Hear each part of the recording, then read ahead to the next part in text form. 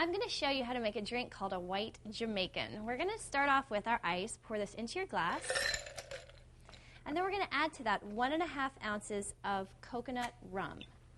Here we go. That's 1.5. Then I'm going to add in 3/4 of an ounce of dark rum, and you could use any brand really, so whatever your favorite is, that's the kind that you should use. And then we're going to put in 3/4 of an ounce of creme de cacao. There we go. Then I'm going to put in about 4 ounces of milk, just like so, just so it's filled almost to the top, and go ahead and shake that up.